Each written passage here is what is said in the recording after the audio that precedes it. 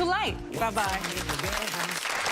Okay, so what would a royal wedding or even your own wedding be without flowers at Windsor? A specially appointed florist is making sure everything is perfect for tomorrow, for Meghan's bouquet as well as the flower arrangements in St George's Chapel. So, will Meghan's wedding bouquet look like Diana's, which was so big? So long. Everything was big back then. It was the 80s. Which was small and dainty. Or we have the inside information now, and joining us is flower expert and author Sherilyn Darcy. Welcome. Okay,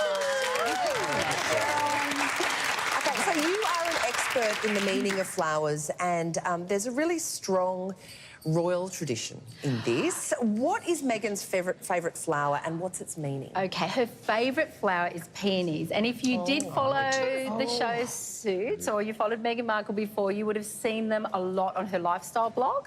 Yeah. And of course, when she was dating someone and we didn't know who it was, there were all these mysterious huge bunches of peonies turning up. And she was thanking someone for her favourite flowers. So we're sure to see these. And her florist, Philippa Craddock, has indicated that peonies will be in her bouquet. And they mean compassion. Which is lovely, because that is something that we've come to know about her as well. They also indicate a happy marriage, a long marriage, health and prosperity, and also a good life. And it's so a lovely one for any bride. Lovely. And they smell lovely as well, don't they? Oh, they're gorgeous. They're absolutely beautiful. Just out of curiosity, Sherilyn, does she like big peonies or small peonies? I believe to bring it down. I think she likes all peonies, actually. You would so be sat at, you'd be sat at the kids' table at my wedding. Pink peonies or white? She does like the pink ones, but there are white ones available. She likes the Sarah Bernhardt ones, which are a hybrid, and they're actually named after a French actress, which is quite beautiful. Good. And of course, Princess Diana's favourite flower was the white rose. I've learnt that only recently, to be honest. And so, do you think, like as in a minute ago, but do you think that these will be featuring in Meghan's? Yes, bouquet? her florist Philippa has said that they'll be featured and perhaps in her bouquet as well. They're her favourite flower. And at Kensington Palace, the White Garden was created in honour of the 20th anniversary of her passing. And because all the flowers and foliage will be sourced locally, maybe we might see them from there as well. Because white roses are also associated with death, aren't they? They are. They're with purity. That's what they are. So yeah. So it's about purity and truth and true love. Let's get back to peonies.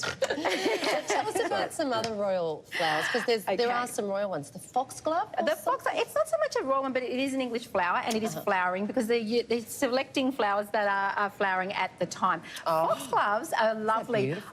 Look, there's a tradition, there's an old folklore that say that foxgloves calm children down. And now, I was a bit sort of perplexed as to why she chose those, but we've just found out yesterday they have 10 child attendants at the wedding, so perhaps this is why they've been selected. But they also mean communication. Why do they count?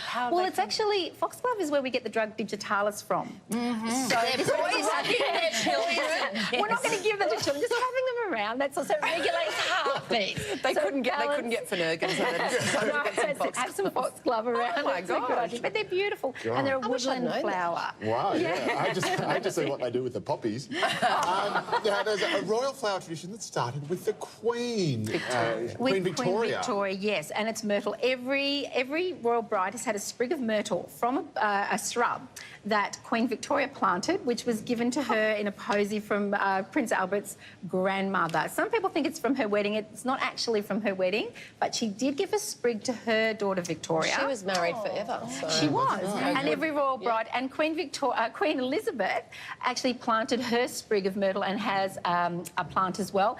And Princess Kate used a sprig from Queen Elizabeth and from Queen Victoria, so we're definitely going to see the myrtle, I'm sure. And it means love and hope and a lovely marriage as well. So, yeah. One more flower that the royals love, and I desperately wanted this in my bouquet, but we couldn't get it. Lily of the Valley. Princess Diana loved it. Yeah, you're right. Absolutely loved it. She had it in her bouquet. We may see it. We may see it. We did see it in Kate's bouquet as a tribute to her, and it means humility. It smells beautiful, and that's what you want on the day as well.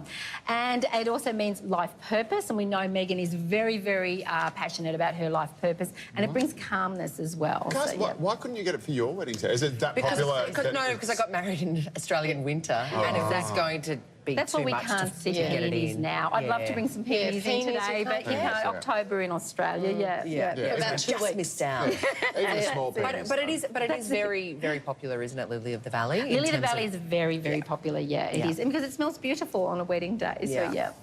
And you can look for Cheryl and Darcy's book. It's called Flowerpedia, with all the meanings of more than 1,000 flowers. Love chatting to you. Thanks, Cheryl. Thanks for joining us. Thank you. Coming up, we will check in with